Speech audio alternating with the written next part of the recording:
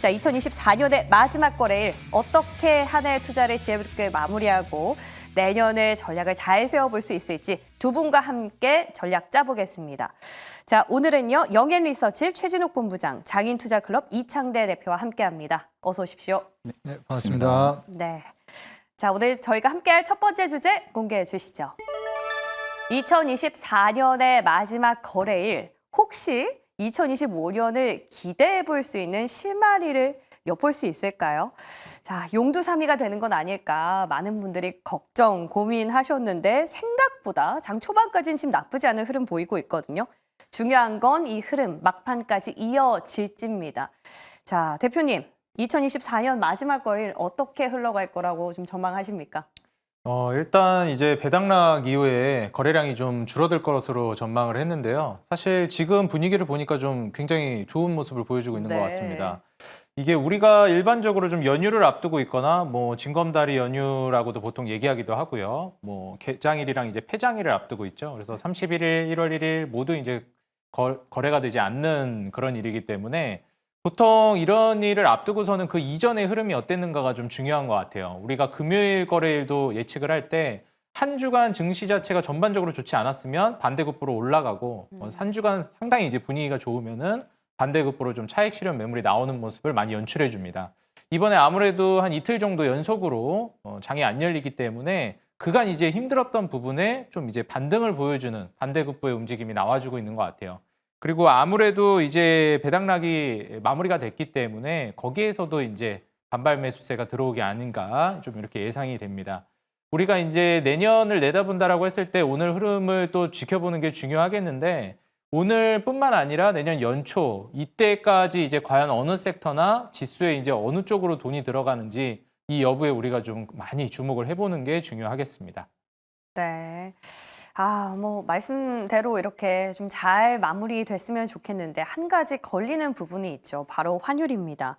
뭐 조금 전에 봤더니 1,470원 선 아래로 좀 밑돌고 있었는데 다시 1,470원 선 올라왔네요. 자, 이런 부담스러운 환율의 상황이 우리 증시에 가는데 좀 찬물을 끼얹지 않을까라는 조바심이 생깁니다. 본부장님 어떻게 보세요? 일단 환율에 대한 부분들의 부담감은 좀 일단은 당분간은 지속이 될 가능성이 좀 높지 않을까라고 보고 있는데 일단 이거는 이제 어떻게 보면 미국 쪽에 대한 부분들의 리스크라기보다는 국내 쪽에 대한 부분들의 정치 리스크가 조금 더 크다라고 좀 보시는 게 맞을 것 같습니다. 워낙 지금 탄핵 정국에 대한 부분들의 혼란도 지속이 되고 있는 상황이다 보니까 상대적으로 이제 환율 부분들을 정부 측에서 어떻게 좀 잡아내려고 한다고 하지만 이게 결국에는 쉽게 가라앉지 않는 부분들이죠. 그렇다 하게 되면 결국엔 외국인들 입장에서는 환율에 대한 부담감을 충분히 느낄 수가 있는 그런 가격대를 지금 형성을 해주고 있는 부분이라고 생각은 하고 있는데 일단 뭐 연말 폐장도 앞두고 있고 신년 휴장까지 앞두고 있는 부분들에서 일단 거래 부진 가능성 여부를 일단 연초에 좀 생각을 해둬야 될 거라고 보고 있는 상황이고 일단 오늘의 반등 같은 경우는 금요일 날에 좀 급락이 나왔던 부분들에 따른 좀 저가 매수세가 좀 유입이 되고 있는 것 같습니다. 일단 지금 뭐 코스피 같은 경우도 후행 PBR 기준 0.84배 수준까지 지금 내려와 있는데 이건 이제 결국 연저점이 0.83배 수준과 거의 동일한 수준이거든요. 그러다 보니까 일단 외국인들이나 혹은 이제 뭐 기관들 입장에서는 충분하게 매수세가 좀 유입이 될 수 있는 그런 구간에 지금은 좀 돌입을 했다라고 볼 수가 있는 부분들이고 그렇다 하게 되면 상대적으로 이제 지수에 대한 부분들의 레벨 다운보다는 오히려 반등의 시도를 계속 좀 해줄 가능성이 좀 높다라고 보시는 게 맞지 않을까 싶습니다. 다만 이제 환율이 계속해서 이 가격대를 형성을 꾸준하게 해준다라고 하게 되면은 이 매수세가 지속이 되기도 다소 좀 어렵다라고 보고 있거든요. 물론 이제 여기서 어느 정도 달러 환율이 좀 고점을 찍고 어느 정도 좀 쉬어가는 모습들을 좀 보여준다든지 아니면 좀 추세 전환에 대한 좀 스탠스를 좀 보여줘야만이 일단은 지금 PBR과 겹쳐서 있는 부분들만 놓고 봤을 때는 외국인도 충분히 좀 매력적으로 느껴질 수 있는 구간으로 좀 생각으로 좀 들어올 수가 있는데 일단 여기서 다시 한 번 더 환율이 고가를 치고 위로 올라간다라고 하게 될 경우에는 일단 외국인들의 자금 유출까지도 한 번 더 고려는 좀 해봐야 된다. 다만 이제 전체적인 데이터적인 베이스적으로만 봤을 때는 지금 아니면 과연 언제 담을까라는 것을 저는 꼭 지금도 계속 생각을 하고 있는 상황이거든요. 그만큼 코스피가 너무 많이 내려와 있다는 부분들도 저는 좀 인지를 하고 있는 상황이다 보니까 사실 저는 공포에 매수해야 된다고 보고 있는 상황입니다. 그렇기 때문에 저는 오히려 지금 같은 시장에서 제가 투자자 입장이라고 하게 되면은 저는 충분히 분할 매수로 좀 들어가 보지 않을까 좀 그렇게 보고 있는 상황입니다. 늘 의견이 갈려왔었는데 오늘도 좀 기대가 됩니다. 저점에 대한 매수 대 관망. 자, 그렇다면 우리 대표님은 외국인 수급 유입 오늘 어떻게 평가하십니까? 좀 더 지켜봐야 한다면 어느 정도 연속성을 보일 때 우리는 안심해도 되는지도 궁금하고요. 저는 이제 당분간은 외국인이 뭐 들어갔다 나갔다 하는 모습을 보일 것 같기는 한데 아무래도 지금까지 좀 불안한 모습이 있다라고 보기는 해요. 왜냐하면은 지금 미국이 기준금리 인하에 어느 정도 브레이크를 건다라는 그런 언급을 했습니다. 물론 기준금리 인하 기조가 바뀔 거라고 보진 않는데요. 미국이 지금 경기가 아직까지는 좀 강하다라고 얘기를 하고 있기 때문에 그로 인한 이제 브레이크를 건다라는 게 시장에 좀 영향을 미치고 있는 것 같습니다. 우리가 이제 미국과의 기준금리 격차가 이제 역전이 되면서 그때부터 외화 유출이 상당히 좀 가속화되기 시작했는데 지금 현재 아직까지도 미국과의 기준금리 격차는 좀 높은 수준이라고 볼 수 있겠습니다. 그래서 계속해서 좀 자금 이탈이 이루어질 가능성이 있다라고 보여지고요. 만약에 이제 미국 경기가 좀 꺾인다 이런 시그널이 좀 나오게 되면 기준금리 인하 속도가 다시 빨라질 거를 시장이 기대할 것이고 그럼 기준금리 격차가 다시 또 이제 좁혀질 수 있기 때문에 그 시점부터는 외국인들이 다시 한국으로 많이 넘어오지 않을까. 저는 미국의 기준금리 인하 속도 이 여부에 좀 달려 있는 것 같고요. 한국은 미국이 좀 브레이크를 건다라고 하는데 지금 과연 한국의 기준금리 인하 기조를 멈출 수 있을까 좀 여기에도 의문이에요. 경기가 그다지 좋지가 않기 때문에. 그래서 이 여부를 우리가 좀 주목해 봐야 되지 않을까. 한국은 좀 이러지도 저러지도 못하고 있는 상황이라고 저는 판단이 됩니다. 네, 좋습니다. 제가 내년에 일정 보니까 당장 1월 달에 BOJ 통화정책회의도 있고 또 FOMC 회의도 있더라고요. 말쯤까지 한번 잘 지켜봐야 될 때 보입니다. 자, 우리 하반기 다시 돌이켜보면 참 쉽지 않은 한 해였던 것 같아요. 끝까지 다사다난한데 자, 그나마 좀 선방했다 싶은 섹터가 있다면 우리 본부장님은 어느 쪽으로 투표하실지 궁금합니다. 사실 뭐 지금 상황에서 뭐 선방을 했다라는 섹터로 놓고 본다 하게 되면은 뭐 트럼프 관련 쪽에 대한 부분들의 수혜가 좀 큰 조선 쪽 같은 네, 경우가 조선. 충분히 좀 선방을 해주고 있다라고 보고 있고 또 반대로 또 생각을 하게 되면 암호화폐 쪽 같은 경우도 저는 좀 선방을 해주고 있지 않을까라고 좀 생각을 하고 있습니다. 그쵸. 일단 뭐 지금 트럼프 2기 행정부 출범까지 얼마 안 앞둔 상황이다 보니까 결국 이제 반도체 쪽 같은 경우는 불확실성 리스크가 여전히 좀 불거져 있는 상황이기도 하고요. 또 2차 전지도 동일하게 좀 리스크적인 부분들이 좀 형성이 되어 있는 부분들인데 반대로 지금 뭐 조선 쪽이라든지 뭐 MRO 사업 쪽이라든지 혹은 뭐 암호화폐 쪽 같은 경우는 트럼프 2기 행정부에서도 충분하게 수혜를 받을 수 있는 그런 섹터 중에 하나라고 좀 생각을 많이 하고 있는 상황입니다. 일단 이제 암호화폐 쪽 같은 경우가 최근에 이 프리미엄이 좀 붙다가 좀 빠졌던 어떻게 보면 좀 프리미엄이 붙은 부분들이 있어서 저가 매수세가 강하게 좀 안 들어왔던 부분들이 있는데 이게 좀 뒤늦게 후발주자로 좀 암호화폐 쪽이 좀 많이 움직였거든요. 그때가 이제 결국엔 비트코인의 좀 장중에 조정이 좀 나올 구간들과 또 많이 겹치기도 했었습니다. 그러다 보니까 일단은 최근에 좀 매수세가 유입이 됐던 부분들이 좀 끊겼던 그런 부분들도 있기는 하지만 아마 트럼프 2기 행정부가 좀 출범을 하면서 뭐 출범해서 아마 좀 암호화폐 쪽에 대한 부분들의 공약도 한 번 더 이야기할 가능성도 우리가 좀 체크를 해야 되지 않을까 좀 보고 있는 상황이고 또 이제 내년부터는 FTX 거래소에 좀 160억 달러 정도가 자금이 이제 상환이 시작이 됩니다. 160억 달러 정도의 자금이 상환이 시작이 된다고 하게 되면은 이 보유자분들의 비트코인의 좀 매도 물량보다는 오히려 홀딩에 대한 물량 혹은 거래소 유입에 대한 부분들도 우리가 꼭 체크를 해야 되는 요소 중에 좀 하나라고 보고 있는 상황이고요. 제가 이제 최근에 한 달 정도 비트코인과 이더리움의 좀 ETF 이 순 입출 물량을 좀 체크를 해보니까 예전에는 이제 비트코인 쪽에 대한 부분들 ETF가 유출이 되게 되면 이더리움도 같이 따라서 좀 유출이 되는 경우들이 굉장히 좀 심했었거든요. 근데 최근 한 2주 전부터인가 보게 되면 이 비트코인과 이더리움의 ETF의 좀 색깔이 좀 많이 달라지고 있는 상황입니다. 그러니까 비트코인 쪽에 대한 부분들이 ETF가 유입이 된다고 하게 되면은 이더리움 지금 좀 자금 유출이 좀 일어나고 있고요. 반대로 이제 비트코인 같은 경우가 유출이 시작이 된다고 하게 되면 이더리움이 좀 강하게 좀 자금이 유입이 되고 있는 상황입니다. 그렇다는 것은 결국 스테이블 코인 쪽에 대한 부분들이 지금 보유량에 대한 보유자분들의 지금 물량이 굉장히 많다라는 소리도 우리가 체크를 해볼 수가 있거든요. 그럼 결국에 스테이블 코인 쪽에 대한 부분들의 보유량이 많다라는 것은 상대적으로 좀 알트코인 쪽에 대한 부분들의 자금의 매수세 여력까지도 충분히 열려 있다라는 우리가 좀 예측을 해볼 수가 있는 부분들이기 때문에 이게 반대로 국내 증시 쪽으로 우리가 빗대어서 놓고 본다 하게 되면은 암호화폐 쪽에 대한 부분들의 시장이 강한 반등 기조가 계속해서 유지가 된다라고 하게 되면은 반대로 국내 증시 같은 경우도 이제 막 다시 프리미엄이 붙고 있는 상황이다 보니까 아마 내년에도 암호화폐 쪽에 대한 부분들이 좀 수혜가 충분히 이어지지 않을까 좀 그렇게 생각을 하고 있는 상황입니다. 그러네요. 듣고 보니까 올해는 비트코인이었는데 비트코인 시장 밖에 말씀해 주셨습니다. 자, 그렇다면 내년에는 우리가 시장 안에서도 기대해 볼 만한 섹터가 있는 걸까요? 두 번째 주제에서 이야기 풀어가 보겠습니다. 자, 2025년에는 24년의 시장 안에서 찾은 반등의 실마리로 어떻게 좀 투자를 해보면 될까요? 많은 분들이 가장 많이 고민을 하시는 부분일 것 같아요.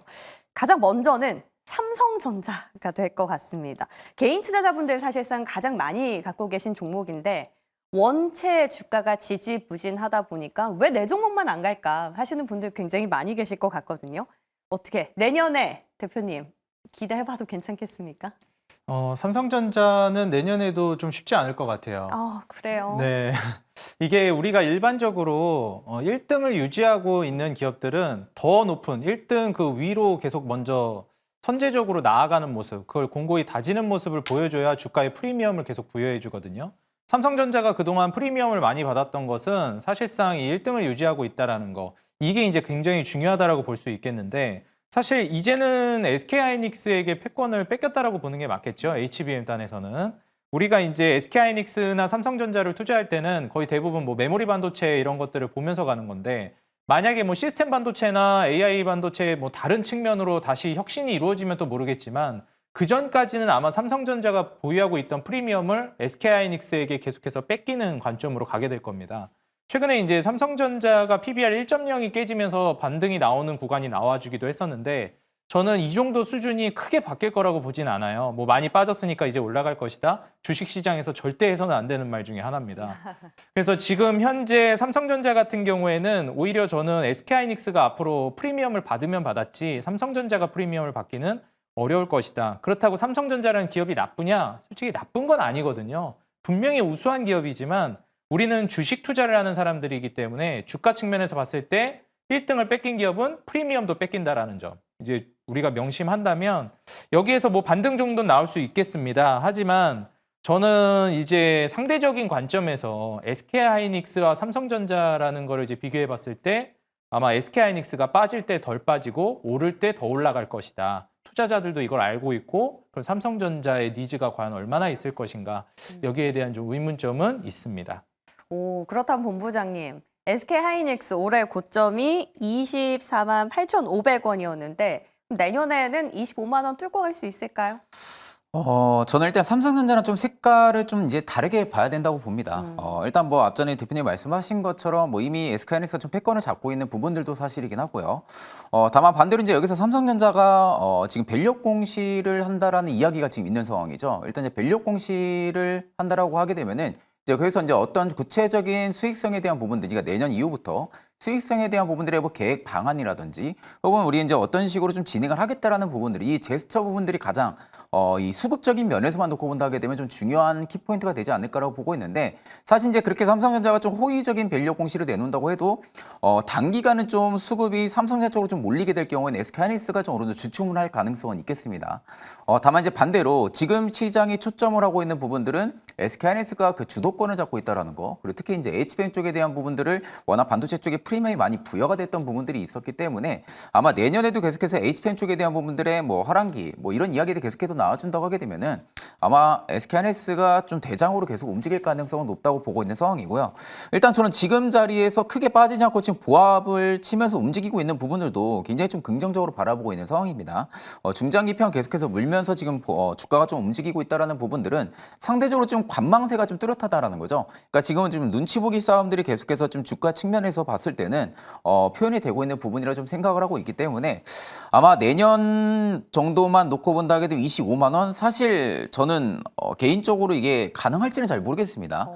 불확실성 리스크가 결국에 이제 어느 정도 꺼져야 되는 부분들인데 그게 이제 물론 꺼져준다고 하게 되면 지금의 SK하이닉스 실적과 앞으로 HPN 쪽에 대한 부분들의 성장성만 놓고 본다 하게 되면은 충분히 신고가 달성도 가능은 하겠죠. 다만 이제 지금 시장에서는 계속해서 외국인들의 매도세가 나오는 부분들이라든지 혹은 시장에 대한 부분들의 변동성이 커지는 부분들은 뭐 환율에 대한 부담도 있는 상황이고 또 반도체 쪽에 대한 부분들의 불확실성 리스크가 여전히 확대가 되어 있는 상황이기 때문에 수급의 불안정이 계속된다고 하게 되면은 25만 원을 좀 돌파하기도 다소 어려울 수도 있습니다. 다만 저는 지금 자리가 과연 크게 빠진다 해도 상대적으로 손익비 측면으로 접근을 했을 때는 너무 좋은 자리가 되지 않을까라고 보고 있는 상황이거든요. 그렇기 때문에 지금 상황에서 만약 SK하이닉스가 25만 원대를 만약에 좀 돌파 시도를 해주려고 하게 되면은 저는 가장 첫 번째로 20만 원대 돌파 먼저 나와야 된다고 합니다. 20만 원 돌파대가 일단은 매물대가 좀 많이 지금 묶여 있는 구간이기도 하고요. 이 구간대에서 매물 추례가 좀 많아질 수 있는 가능성도 있는데 그럼 여기서 만약에 SK하이닉스가 저가 매수가 계속해서 좀 유입이 되면서 이 매물을 받아주면서 20만 원대가 돌파가 나온다라고 하게 되면은 그 위쪽으로는 지금 앞전 최고가 24만 8천 원대까지는 매물이 많지가 않습니다. 그러다 보니까 그 앞전 고가까지는 좀 리테스트 해주는 움직임이 들어와줄 가능성까지도 우리가 좀 체크를 해볼 수가 있기 때문에 가장 처음은 좀 20만 원대 돌파를 먼저 좀 체크를 해야 되지 않을까 보고 있는 상황입니다. 의외로 반도체에 대해서 두 분 다 약간 보수적인 입장을 취하고 계신 것 같아요. 다만 SK하이닉스가 이 왕권을 얼마나 잘 지켜낼 것인지 그 여부에 따라서 상단이 뚫릴 것이다 라는 진단을 주셨습니다. 자, 우리가 왕권, 왕좌, 주도 얘기하면 빼놓을 수 없는 섹터 바로 조선인 것 같아요. 올 한 해 참 힘들었지만 그래도 조선주가 역할을 톡톡히 해낸 부분이 없지 않아 있는데 문제는 고점이다라는 거겠죠. 많은 분들 말씀하시는데 슈퍼사이클 내년에도 이어질까요? 그렇다면 또 주가 기대해 볼 수도 있을 것 같고요, 대표님. 네, 일단 뭐 조선 같은 경우에는 우리가 한 2019년, 20년 이때쯤부터 한국이 LNG 추진선이 계속해서 부각이 되기 시작하면서 전 세계적으로 입지를 다지기 시작했습니다. 근데 이게 중요한 것이 우리가 중후장대 산업들이 보통 사이클을 타기 시작하면 슈퍼사이클이 된다 이런 얘기들을 많이 하는데 애초에 이 중후장대 산업 자체가 뭐 제가 계속해서 언급드리지만 공장을 막 주머니에서 넣다 뺐다 할 수 있는 그런 이제 가벼운 산업이 아니거든요. 우리가 사실 뭐 IT나 이런 쪽은 사무실이 있고 컴퓨터가 있고 물론 다른 부수적인 게 많이 필요한 경우도 있지만 소프트웨어 쪽에 비해서 하드웨어가 이 사업을 영위하기 위해서 구축을 해야 되는 게 많단 말이에요. 그래서 결국 수요가 는다 하더라도 그 캐파 물량을 맞추기가 쉽지 않습니다. 그래서 이런 점을 따져봤을 때 사이클 자체가 길게 갈 가능성이 높아요. 지금 굉장히 상승 랠리를 강하게 보여주고 있지만 지금 완성 조선업체 말고 기자재 쪽은 그렇게 많이 갔다고 또 보진 않거든요. 네. 특히 HD 현대마린솔루션 같은 경우에는 저는 이제부터 출발하는 시점이라고 봐서 이런 종목들도 한번 좀 눈여겨보시는 게 어떨까 조언드리고 싶습니다. 조선주의 경우에는 선사보다는 기자재 쪽으로 아직은 룸이 남아있다라는 진단입니다. 자, 그럼 저희 이제 빠르게 계속해서 시총 상위단 위주로 치고 가볼게요. 현대 기아차입니다.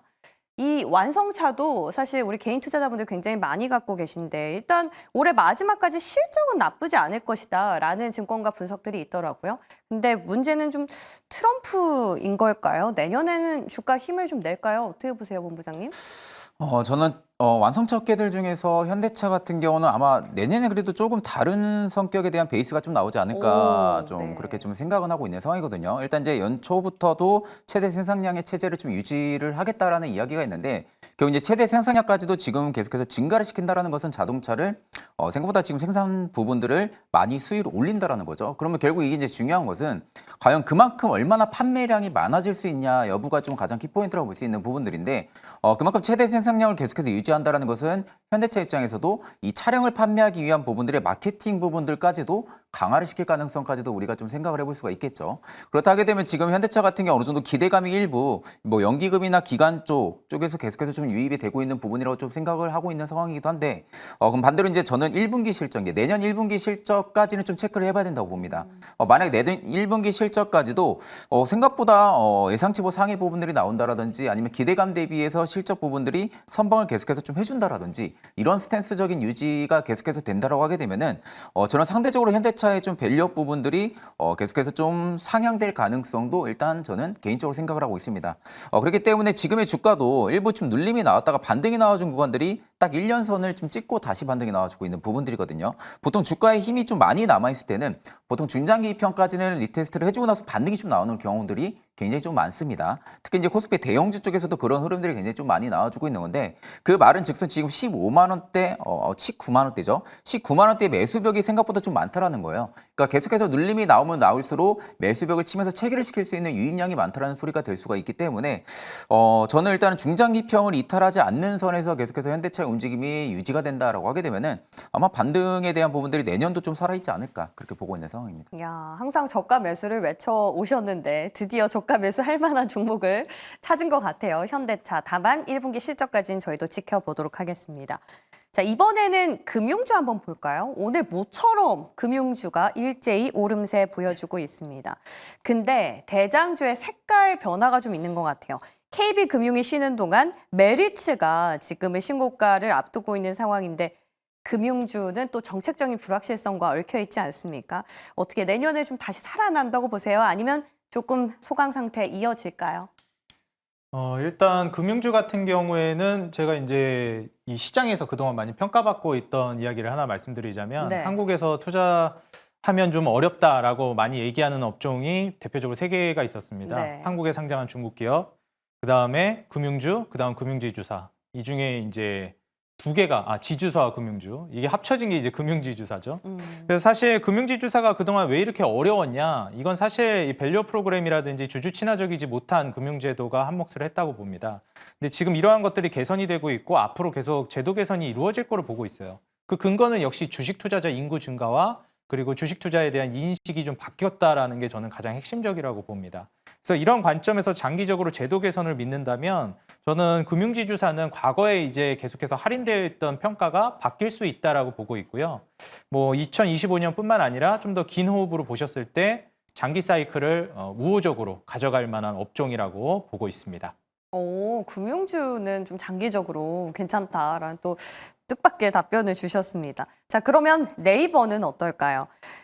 내년에는 하드웨어에서 이제 소프트웨어로 패러다임이 전환될 것이다라는 증권가의 분석들이 또 있습니다. 자, 뭐 네이버도 사실상 외국인이 수급 끌어오면서 참 잘 가다가 최근에 좀 주춤하니까 같이 좀 주춤하고 있는데 국내 또 소프트웨어 대장이잖아요, 본부장님. 네이버는 어떻게 보세요?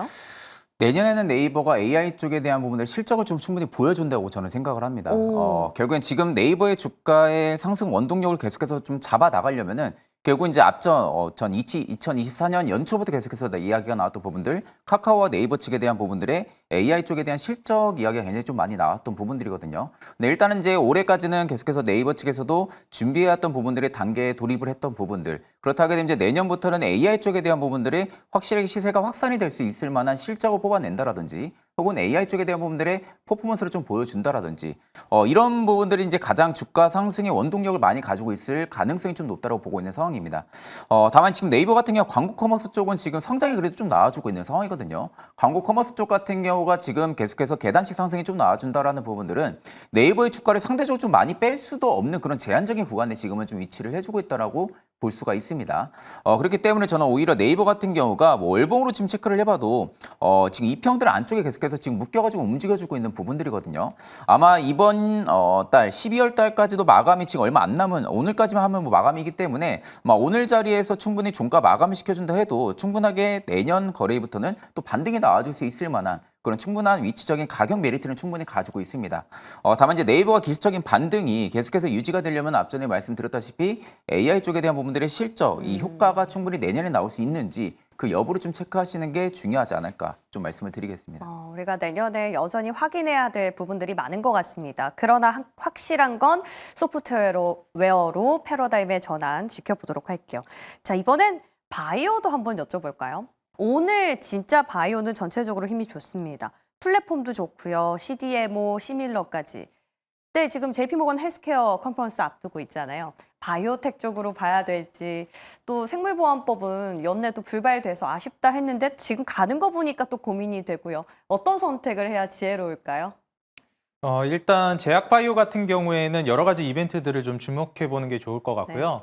근데 이제 이걸 보는 관점을 제가 좀 조언을 드리자면 네. 큰 틀에서 제약바이오가 오를 것이냐 떨어질 것이냐는 이벤트로 보지 마시고 금리 기조를 좀 보시는 게 좋을 것 같고 이벤트는 개별 주식을 선택할 때 거기에서 좀 어떻게 보면 두각을 드러내는 종목 선정에 좀 도움을 받으시면 좋을 것 같아요.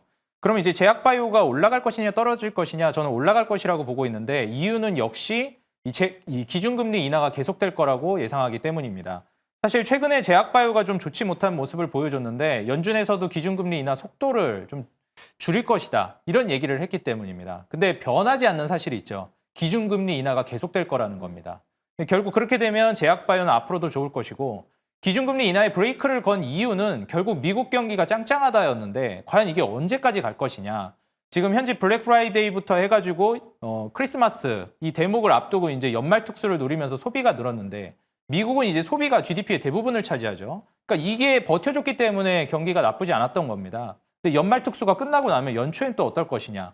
그리고 연말 특수 소비를 이끌었던 게 결국 지금 조기 은퇴자들이라든지 이 은퇴 연금 자체가 정말 많이 늘었습니다. 왜냐하면 미국은 주식 투자에 연금이 정말 많이 들어가 있죠. 퇴직연금이. 그러니까 주식시장이 화랑을 띠면서 연금이 많아졌고 그로 인한 소비를 이끌었는데 만약에 증시가 조금이라도 조정 나오면 소비까지 꺾이면서 같이 도미노로 무너질 수 있습니다. 뭐 증시가 바로 무너진다까지는 아니지만 이 강세가 영원할 거라고 생각하기엔 좀 무리가 있다. 연말 특수도 좀 꺾일 수 있고 그 과정 안에서 지금이야 연준이 지금의 강세를 기반으로 해서 이 경제 강세를 기반으로 해서 기준금리 인하 속도 조절하겠다 했지만 과연 내년에도 그 스탠스를 이어갈까는 저는 좀 의문이라고 봅니다. 아마 기준금리 인하 속도를 더 빠르게 하거나 그렇지 않다 하더라도 길게 기준금리 인하 기조를 이어간다는 건데 만약에 길게 이어간다면 제약바이오는 길게 기간을 두고 장기적으로 올라간다고 보시면 됩니다. 짧게 많이 올라갈 거냐 긴 시간을 두고 올라갈 거냐 이 차이지 오르는 데는 저는 변함은 없다고 보고 있고 지금 눌림목이 저는 굉장히 좋은 기회라고 보고 있습니다. 네. 금리 인하 기조로 접어들었기 때문에 긴 시계열에서 봤을 때 긍정적이다라는 답변으로 저희 바이오까지 점검 마치겠습니다. 자, 그렇다면 이제 내년으로 한번 가볼까요? 위기는 기회다. 정말 이루어졌으면 좋겠습니다. 2025년엔 무엇을 담아볼지 고민이 되는데요. 자, 이제 1월이지 않습니까? 1월 효과 가장 먼저 노려볼 수 있는 섹터 어딜까요? 저희 어디 가서 골목 지키고 있을까요? 저는 뭐 앞전에도 말씀드렸지만 가상화폐 쪽이 조금 유력하지 않을까 보고 있어요. 일단 직접적으로 비트코인을 투자하라고요? 아니면 관련주요? 저는 일단은 뭐 두 개 다 좋다고 봅니다. 유효하다고 보고 있는 상황이고 일단은 지금 국내 증시가 어떻게 보면 가격적인 메리트 구간에 충분히 지금 관련 종목들이 좀 많이 들어와 있는 상태이긴 하거든요. 그렇기 때문에 일단 내가 어느 정도 좀 투자금에 대한 부분들의 분산 투자를 좀 좋아한다고 하게 되면은 뭐 암호화폐 쪽에 대한 부분들, 크립토 시장 쪽에 대한 부분들의 투자 확대도 충분히 좋다고 보고 있고 반대로 이제 국내 증시 쪽에서도 가상화폐 관련주들 같은 경우 충분히 투자에 대한 부분들은 매력적이라고 보고 있는 상황입니다. 아마 이제 출범을 앞두고 있는 상황이다 보니까 아마 이제 트럼프 2기 행정부 출범을 하게 되면은 지금 친가상화폐 지금 위원들로 많이 구성이 되어 있는 상황이죠. 그러다 보니까 이제 법안에 대한 부분들의 속도도 많이 빠르게 붙을 가능성이 높습니다. 그렇다 하게 되면 일단은 상대적으로 지금 비트코인의 ETF 자금 유입량도 내년도 계속해서 그 기조가 꺾이지 않고 유입이 된다라고 하게 되면은 상대적으로 좀 가상화폐 관련주들의 프리미엄이 올해 마지막에 거의 붙기 시작을 했던 부분들 그리고 나서 좀 거품이 어느 정도 다시 빠지고 있는 부분들을 좀 체크를 했을 때는 아마 내년 초에 가상화폐 관련주들도 계속해서 좀 들썩이지 않을까 좀 그렇게 보고 있는 상황입니다. 시작도 끝도 지금 가상화폐라고 답을 주셨는데 우리 대표님은 어떻게 보세요? 어디에 무게중심 실어볼까요? 25년도 이제 올라갈 섹터로 보시는 거죠. 사실 저는 앞서서도 말씀드렸던 제약바이오도 여전히 좋게 보고 있고요. 네. 그리고 이제 트럼프가 취임하기 때문에 아마 이제 재정 정책을 본격화할 가능성이 높다고 봅니다. 그 과정 안에서 인프라 관련된 종목들을 좀 주목해 보시는 게 좋을 것 같고요. 조선은 이제 신규 진입하기에는 종목을 좀 잘 선별하셔야 될 것 같습니다. 그래서 인프라와 제약바이오가 저는 새롭게 진입하기에 좋은 자리. 그리고 장기적으로 본다면 뭐 앞서서도 말씀해 주셨던 자동차 괜찮을 거라고 보여지니까요. 이쪽 한번 우리 시청자 여러분들이 주목해 보시면 좋을 것 같습니다. 네, 좋습니다. 자, 이렇게 해서 뭐 각각의 두 분들 의견 들어봤는데요. 저희도 이렇게 해가지고 잘 중심 잡아보도록 할게요. 새해 복 많이 받으세요, 두 분. 고맙습니다. 네, 새해 복 많이 받으세요. 안녕히 계세요. 네, 자 이렇게 해서 저희가 올해 한 바퀴 돌아보면서 내년에 대한 전망까지 마쳤는데요. 지금 현재 한 10시 30분 향해 가고 있습니다. 오늘장에서 외국인과 기관의 투심은 어디로 향하고 있을지 김유정 아나운서 통해서 만나보고 오시죠.